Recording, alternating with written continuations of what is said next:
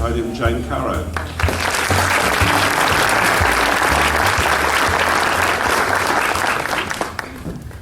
The nature of sexism, and I think it was Elizabeth Broderick, the past Sex Discrimination Commissioner, who said that sexism is like asbestos in the walls.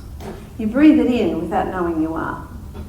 And she said we're all sexist. We're all brought up in a society which makes different ingrained assumptions about men and women and what they're like, and about people of colour and LGBTQI people and people with a disability, because diversity isn't just about women, it's just that women are 52% of the population, so when you leave them out, that's kind of obvious. Indeed, I remember a lovely boss of mine once saying to me, "Oh, Jane, you're really quite talented." He didn't say it, but in brackets, for a woman. If only you drop this feminist thing, you could go far. And I said to him, but if I drop the feminist thing, there's no point in me going far.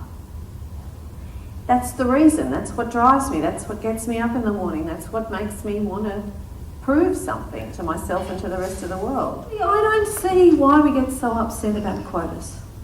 We've always used them. We've just never used them to help women before. So I do think we need something, a circuit breaker. We need real legislated action, and that's why I'm unequivocal in saying I've listened to a lot of well-meaning talk from a lot of well-meaning people for a lot of decades, and it's very nice and I'm very grateful for it, but I'm over it.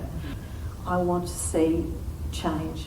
And I think legislated quotas is certainly one way to go about doing that. As a board of Drinks Association, we are really passionate about this area of diversity and diversity in action. So we're not just, as much as I'm the chair of Women in Drinks, and that's what I am with my council focused on, diversity and inclusion is far more broad than just gender. Gender is the most obvious one that we need to move to correct within the drinks industry. Thank you to Jane, thank you to Ralph. Thank you to Dennis, but most importantly, thanks to all of you for coming out this morning and keeping that dialogue on diversity and inclusion going with your businesses.